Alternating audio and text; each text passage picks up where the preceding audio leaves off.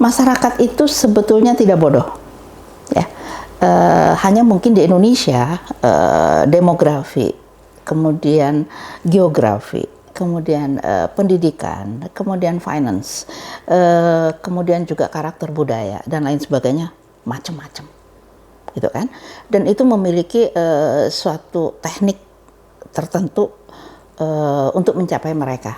Nah, sekarang peranan KKLP pada masyarakat itu besar sekali, deh. Makanya saya bilang sekarang katakanlah untuk mengedukasi masyarakat, mengedukasi seorang profesi petani itu akan beda cara kita mengedukasi peranan seorang ojol.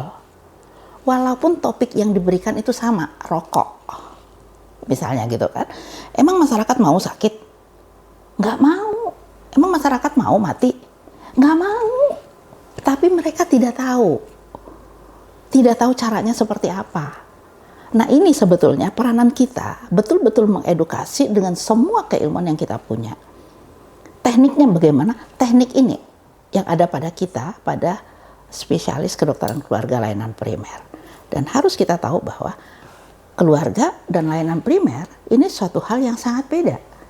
Begitu kita bicara masalah keluarga, ini adalah sesuatu yang kita cari, misalnya katakanlah diabetes.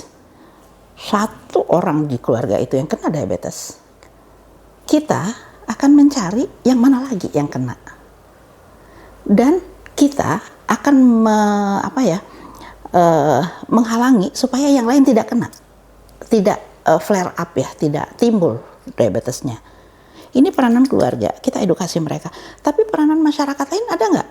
Ada. Sosial. Kalau negara-negara yang lain, KKLP itu bisa mempengaruhi kebijakan loh. Misalnya di Jepang. Di Jepang itu larangan memakan garam pada konsentrasi tertentu itu masuk undang-undang loh. Karena apa? Mereka sadar betul masyarakat Jepang itu dulunya hipertensinya tinggi sekali. Nah, penelitian-penelitian pada layanan primer ini mereka masukkan ke dalam undang-undang, sehingga kalau misalnya ada resto atau ada memakai garam yang berlebih, itu mereka sudah kasih warning. Nah, hal-hal yang seperti ini sebetulnya fungsi-fungsi kita pada masyarakat, ya. Jadi betul-betul secara gamblang kita bilang, kita itu mengharapkan masyarakat sehat itu tetap sehat, deh. Kemudian kalau yang sakit, jangan sampai lebih parah. Kalau memang yang sudah sakit sembuh, jangan ngulang lagi, gitu loh. Atau kalau misalnya ada suatu hal yang membuat dia harus direhabilitasi, ya kita bisa membantu mereka. Makanya layanan primer itu sebetulnya tidak hanya KKLP sendiri, tapi semua bisa berperan di layanan primer yang memang kompetensinya di layanan primer pada masyarakat. Tapi keilmuan menyampaikan itu adalah yang kita maksudkan tadi, kita gabung dengan apa? Filling the gap dan lain sebagainya. Saya kira begitu.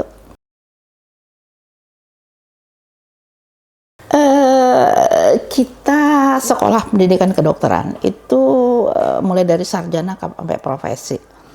Kita 5 tahun dan punya suatu kompetensi yang kita sebut dengan SKDI. Sampai saat ini kita masih SKDI 2012. Keilmuan itu 5 tahun selesai, kemudian kita punya level KKNI-nya 6-7. Oke. Dan ini selalu sebagian kita mengatakan ini adalah stem cell. Stem cell maksudnya sesuatu yang bisa berkembang kemana-mana. Begitu jadi dokter, selesai internship, mereka mau jadi dokter bedah, sekolah pendidikan spesialis bedah. Mau ke penyakit dalam, sekolah pendidikan penyakit dalam. Salah satu pilihannya adalah KKLP. Mereka mau ke spesialis kedokteran keluarga layanan primer, sekolah KKLP. Seperti itu. Jadi betul-betul kita memiliki suatu pilihan. Dokter itu suatu pilihan. Nah, sekarang kenapa dokter Indonesia harusnya banyak memilih KKLP? Seperti itu yang saya katakan tadi, bahwa kita harus tahu jumlah masyarakat di Indonesia itu lebih dari 250 juta, 268, 278 juta. Ini yang mesti kita ingat tadi, secara rasio 20-80.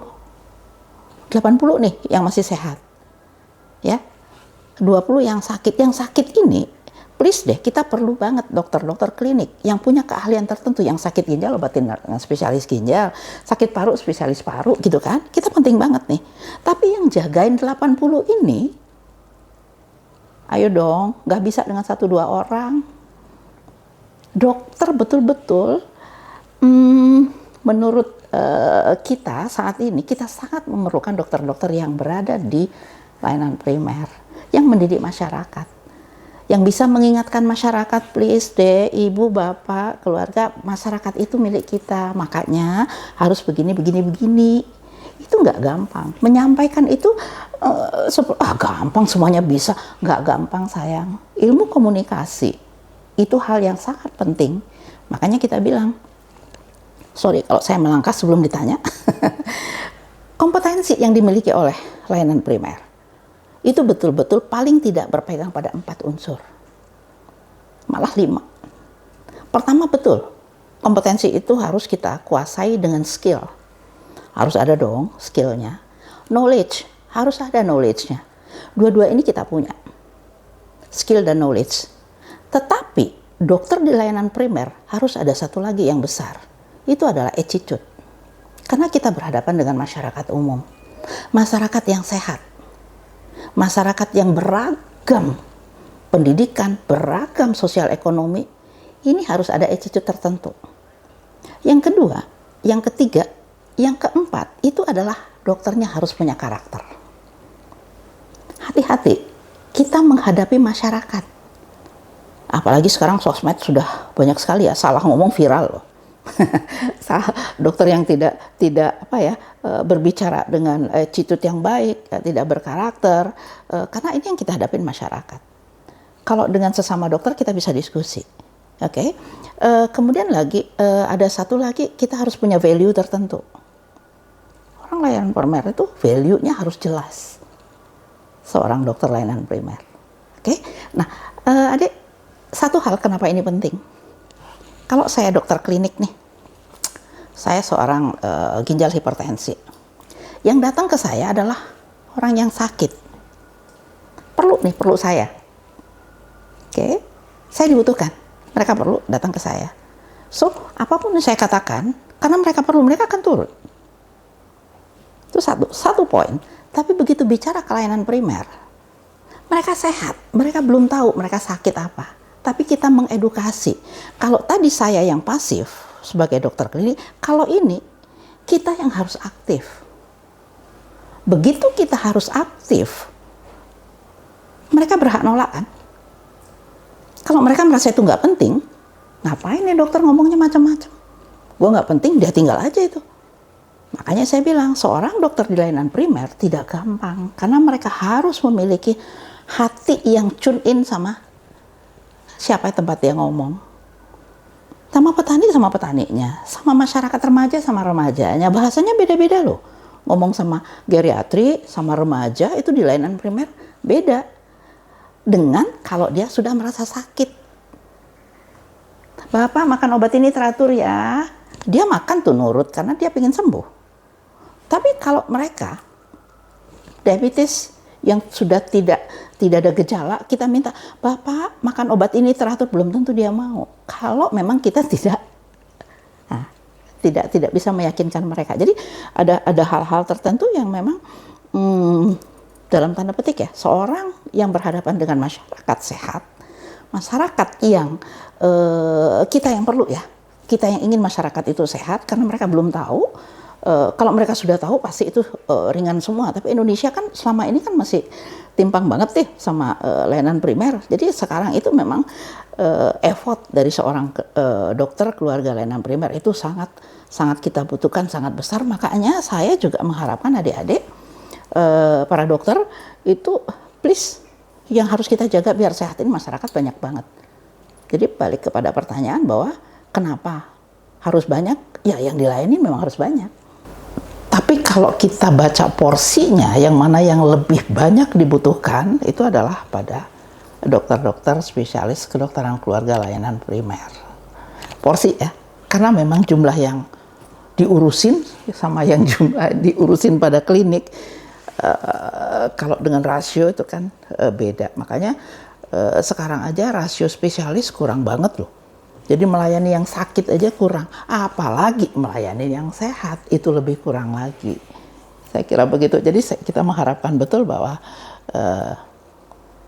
peningkatan derajat kesehatan atau penurunan angka kesakitan yang ada pada masyarakat itu kita utamakan supaya tidak ada beban di layanan sekunder gitu.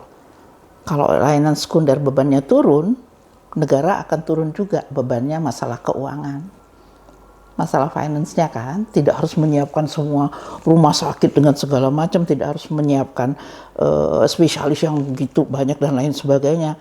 Tapi sekarang masyarakat Indonesia terpaksa menyiapkan dua-dua.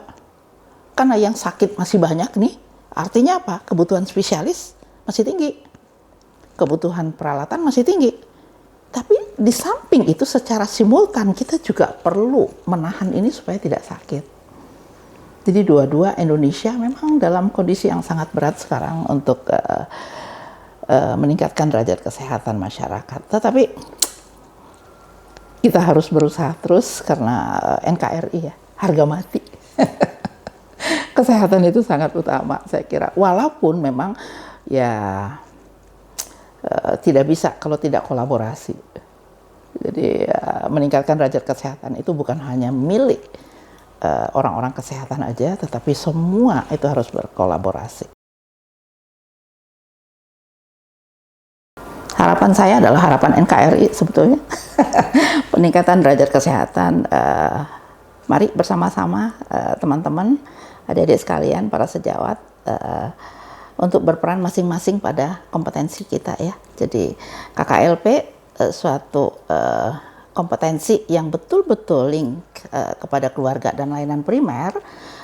Saya kira memang sangat dibutuhkan dan mari, karena kita beragam dari Papua sampai Aceh, artinya setiap provinsi, setiap daerah harus memiliki KKLP yang paham bagaimana cara mengimplementasikan ilmu-ilmu kita. Dan sekali lagi, KKLP adalah sejawat atau nyambung antara sekunder dan primer. Jadi kita adalah suatu rangkaian yang betul-betul harus sejiwa, senyawa gitu loh antara layanan sekunder sama layanan primer. Insya Allah ini undang-undang kesehatan sudah disahkan ya. Mudah-mudahan ini bisa berarti banyak untuk layanan primer yang ada di Indonesia. Cayo.